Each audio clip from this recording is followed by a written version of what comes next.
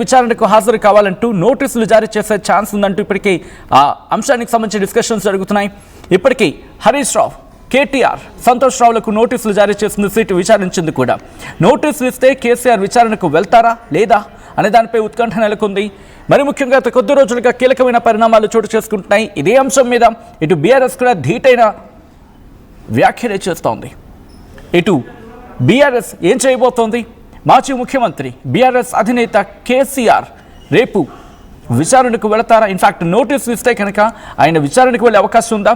Phone tapping ఇష్యూలో కీలక పరిణామం గురించి మాట్లాడుకుంటున్న క్రమం గతంలోనే ఫోన్ ట్యాపింగ్ అంశం మీద మాజీ ముఖ్యమంత్రి కేసీఆర్ రియాక్ట్ అయ్యారు.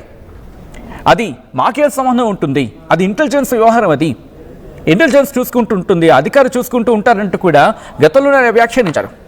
గతంలోనే ఇదే అంశం సంబంధించి మాట్లాడిన క్రమంలో అది ప్రభుత్వానికి ఎలా ఆపాదిస్తారంటూ కూడా చెప్పుకొచ్చారు ఆయన. దానికి ఒక వ్యవస్థ ఉంటుంది, ఇంటెలిజెన్స్ ఉంటుంది, అధికారులు ఉంటారు, అధికారులు చూసుకుంటూ ఉంటారు, దానికి సంబంధించి జరుగుతూ ఉంటుంది, అధికారులను విచారించాలి కానీ అంటూ కూడా ఆయన మాట్లాడిన అంశం. ఈ నేపథ్యంలో ఇప్పుడు ఫోన్ ట్యాపింగ్ ఇష్యూలో కీలక పరిణామం చోటు చేసుకోబోతోందా? రేపు బీఆర్ఎస్ చీఫ్ కేసీఆర్కు నోటీసులు ఇవ్వబోతుందా సిట్? దీని గురించి మాట్లాడుకున్న సందర్భం. ఎల్లుండి విచారణకు కేసీఆర్ రావాలంటూ, కేసీఆర్ హాజరు కావాలంటూ నోటీసులు జారీ చేసే అవకాశం ఉందనే మాట కూడా వినిపిస్తోంది. ఇప్పటికీ హరీష్ రావు, కేటీఆర్, సంతోష్ రావులకు నోటీసులు జారీ చేసింది, విచారించింది కూడా సిట్. ఈ నేపథ్యంలో ఫోన్ ట్యాపింగ్ అంశానికి సంబంధించి నోటీసులు ఇస్తే కేసీఆర్ విచారణకు వెళ్తారా లేదా అని దాని మీద ఉత్కంఠ నెలకొంది. డీటెయిల్గా మాట్లాడుకునే ప్రయత్నం చేద్దాం. మా ప్రతినిధి మధు అప్డేట్స్ అందించేందుకు సిద్ధంగా ఉన్నారు. మధు, ఎప్పుడైతే సంతోష్ రావు, మరి ముఖ్యంగా ఇటు కేటీఆర్, హరీష్ రావు అలాగే సంతోష్ రావు వీళ్ళు ముగ్గురు విచారణ జరిగిందో ఇక మిగిలింది కేసీఆర్ మాత్రమే. కేసీఆర్కు నోటీసులు ఇచ్చే అవకాశం ఉంది, సిట్ నోటీసులు ఇచ్చి విచారణకు పిలిచే అవకాశం ఉందని చెప్పి చాలా విస్తృతంగా చర్చ జరిగిన క్రమం.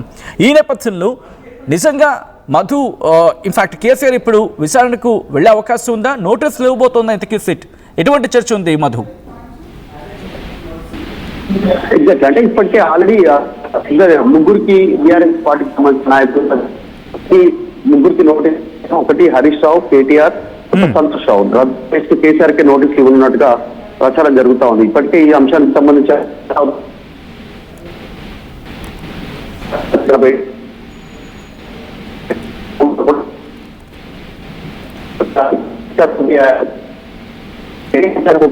ఉన్నారు.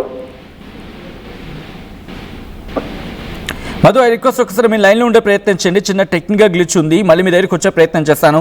ప్రస్తుతం కేటీఆర్ అలాగే హరీష్ రావు, సంతోష్ రావు, కొద్ది రోజుల క్రితం సంతోష్ రావు వీళ్ళ ముగ్గురు విచారణ కూడా పూర్తయింది. సిట్ విచారణకు సంబంధించి ఫోన్ ట్యాపింగ్ కేసులో కీలకమైన అధికారులను కూడా ప్రశ్నించడం జరిగింది.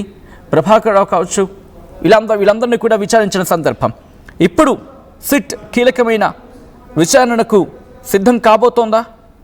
రేపు మాజీ ముఖ్యమంత్రి బీఆర్ఎస్ అధినేత కేసీఆర్కు నోటీసులు ఇచ్చేందుకు సిట్ సన్నద్ధమవుతోందా?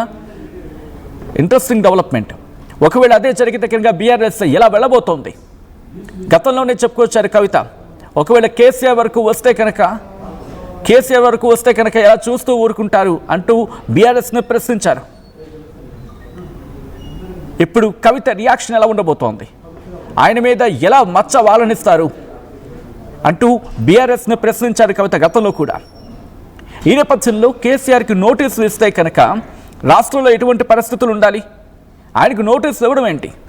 ప్రభుత్వానికి దిమ్మ తిరిగేలా సమాధానం చెప్పాలి, బీఆర్ఎస్ తన సత్తా ఏంటో చూపించాలి అని అర్థం వచ్చేలా ఇన్ఫాక్ట్ కవిత గతంలో మాట్లాడుకొచ్చిన క్రమం. ఇప్పుడు బీఆర్ఎస్ ఏం చేయబోతోంది? ఇంతకీ సిట్ విచారణకు పిలిచే అవకాశం ఉందా? మరి ముఖ్యంగా నోటీసులు ఇచ్చే అవకాశం కనిపిస్తోందా? ఎటువంటి చర్చ ఉంది? డీటెయిల్గా మాట్లాడుకునే ప్రయత్నం చేద్దాం. మా ప్రతినిధి మధు అప్డేట్స్ అందించేందుకు ఫోన్ లైన్లో కంటిన్యూ అవుతున్నారు. ఒకసారి మధు దగ్గరికి వెళ్ళే ప్రయత్నం చేస్తున్నాను. మధు, ఎటువంటి డిస్కషన్స్ జరుగుతున్నాయి? ఎల్లుండి విచారణకు నోటీసులకు సంబంధించి, అంటే రేపు నోటీసులు ఇచ్చే అవకాశం ఉంది, ఎల్లుండి ఆయన విచారణకు వచ్చే అవకాశం ఉంది, లేకపోతే విచారణకు హాజరు కావాలంటూ నోటీసులు ఇచ్చే అవకాశం ఉందని కూడా చర్చ జరుగుతున్న క్రమంలో ఇంతకీ ఎటువంటి సాధ్యాసాధ్యాలు కనిపిస్తున్నాయి? బీఆర్ఎస్ ఎటువంటి వ్యూహంతో వెళ్ళబోతోంది?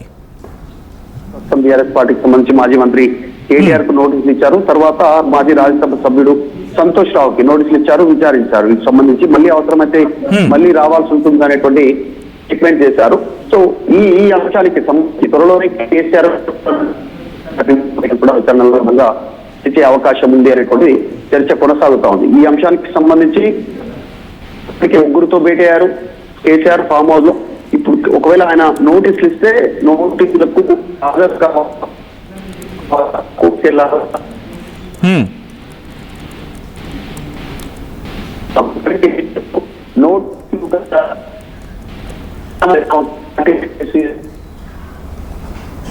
ఆల్రైట్ మధు, ఒక్కసారి మీ లైన్లో ఉండే ప్రయత్నం చేయండి. తెలంగాణ ఫోన్ ట్యాపింగ్ కేసు గురించి, తెలంగాణలో ఫోన్ ట్యాపింగ్ కేసు ఎంతటి కాకరేపుతోందో చూసాం. బీఆర్ఎస్ వర్సెస్ కాంగ్రెస్గా మారింది. బీఆర్ఎస్ ఒకటే చెబుతోంది, ఇది కాంగ్రెస్ చేస్తున్న డైవర్షన్ పాలిటిక్స్ అంటూ. ఇటు బీఆర్ఎస్ చెబుతూ ఉంటే ఫోన్ ట్యాపింగ్ కేసుకి గతంలో కీలకమైన వ్యక్తులు అందరిది ఫోన్ ట్యాపింగ్ పాల్పడ్డారు. ముఖ్యమంత్రి రేవంత్ రెడ్డితో పాటు, ప్రస్తుత ముఖ్యమంత్రి రేవంత్ రెడ్డితో పాటు కీలకమైన నేతలకు సంబంధించి ఫోన్ ట్యాపింగ్ పాల్పడ్డారు. కవిత కూడా రియాక్ట్ అయిన సందర్భం ఈ అంశం మీద. మార్చి 10, 2024 కేసు మొదటిగా బయటపడిందని మాట్లాడుకునే క్రమం. అప్పుడు స్పెషల్ ఇంటెలిజెన్స్ బ్యూరో ఎస్ఐబిలో ఒక ఫిర్యాదు ఆధారంగా ఫోన్ ట్యాపింగ్ ఆరోపణలు నమోదైనట్టు మాట్లాడుకునే క్రమం. ఆ తర్వాత 2024 గురించి మాట్లాడుకున్న సందర్భంలో కొంతమంది అధికారులకు సంబంధించి విచారణకు, అలాగే దాంతోపాటు అంటే ప్రత్యేకంగా ఎస్ఐబిలో పనిచేసిన వ్యక్తులపై విచారణలు కావచ్చు, లేకపోతే కొన్ని డేటా డ్రైవ్లు కావచ్చు నాశనం అయ్యాయని, డేటా తొలగించడం జరిగిందని చెప్పి ఆరోపణలు వచ్చాయి. ఆ తర్వాత 2025 గురించి వచ్చిన సందర్భంలో కేసుపై పెద్దగా పురోగతి లేదని కొన్ని ప్రధాన ఆరోపణలకు సంబంధించి మాట్లాడిన క్రమంలో ఈ అంశానికి సంబంధించి పెద్ద ఎత్తున చర్చ జరిగింది. కానీ 2026 జనవరికి సంబంధించి మాట్లాడుకునే క్రమంలో సిట్ విచారించింది. సిట్ చాలా ఇన్ఫ్యాక్ట్ ఇంకా చాలా లోతుగా విచారణకు వెళ్ళిందనే అంశం మీద. ఎందుకంటే సిట్ని ఏర్పాటు చేసిన క్రమంలో సజ్జనార్ దాన్ని లీడ్ చేస్తున్నారు. ఇప్పుడు ఫోన్ ట్యాపింగ్ కేసు అంశానికి సంబంధించి మాట్లాడుకున్న క్రమంలో ఈ నేపథ్యంలోనే హరీష్ రావుని, అలాగే కేటీఆర్ని, సంతోష్ రావుని వీళ్ళందరినీ కూడా విచారించడం జరిగింది. వీళ్ళకి సంబంధించిన రికార్డ్స్ అన్నింటినీ కూడా అంటే ఇన్వెస్టిగేషన్కి సంబంధించిన డేటా అంతా కూడా రికార్డ్ చేయడం జరిగిందని అర్థం వచ్చేలా చెప్పుకొస్తున్న క్రమం. దాదాపు 7 గంటల పాటు సంతోష్ రావుని విచారించింది సిట్. ఈ కేసు గురించి మాట్లాడుకున్న సందర్భంలో ప్రముఖ రాజకీయ నాయకులు కావచ్చు, లేకపోతే అధికారులు కావచ్చు, వ్యాపారులు కావచ్చు, ఇతరుల ఫోన్ డేటా వీటిని అంటే ఫోన్ ట్యాపింగ్ పాల్పడ్డారు అని అర్థం వచ్చేలా ప్రస్తుతం దీని గురించి మాట్లాడుకుంటే క్రమం. ఈ నేపథ్యంలో ఇప్పుడు ఏం జరగబోతోంది? మరి ముఖ్యంగా మాజీ ముఖ్యమంత్రి కేసీఆర్ను విచారణకు పిలవబోతున్నారా? నోటీసులు ఇచ్చే అవకాశం ఉందా? ఒకవేళ నోటీసులు ఇస్తే కనుక బీఆర్ఎస్ అధినేత మాజీ ముఖ్యమంత్రి కేసీఆర్ సిట్ విచారణకి హాజరవుతారా, లేకపోతే లీగల్గా ప్రొసీడ్ అయ్యే అవకాశం ఉందా? దాంతోపాటు గతంలోనే మాజీ ముఖ్యమంత్రి బీఆర్ఎస్ అధినేత కేసీఆర్ ఇదే అంశం మీద మీడియాతో మాట్లాడారు, క్లారిటీ ఇచ్చే ప్రయత్నం చేశారు. ఫోన్ టాపిక్ అది ఇంటెలిజెన్స్ అంశం, అది దానికి ఒక అధికారులు ఉంటారు, వాళ్ళు చూసుకుంటూ ఉంటారు. ఇక్కడ పరిస్థితులు బట్టి ఒక అనుమానం వస్తే కనుక వాళ్ళు రికార్డ్ చేసుకుంటారు. దానికి సంబంధించి దానికి తదనుగుణంగా పర్మిషన్స్ కావచ్చు అవన్నీ వాళ్ళు చూసుకునే పని. అది ప్రతిరోజు మార్నింగ్ ఇలా ఉంది పరిస్థితి, ఇక్కడ ఇలా ఉందని చెప్తూ ఉంటారు అంతే తప్ప ఫోన్ ట్యాపింగ్ మాకేం సంబంధం, ఇదంతా డైవర్షన్ పాలిటిక్స్ అని చెప్పి అర్థం వచ్చేలా ఆయన మాట్లాడుకొచ్చిన క్రమం. ఇప్పుడు ఎటువంటి డెవలప్మెంట్ ఉండబోతుంది? నిజంగా ఫస్ట్లీ ఆయనకి నోటీసులు ఇచ్చే అవకాశం ఉంటుందా? ఆయనకి నోటీసులు ఇస్తారా?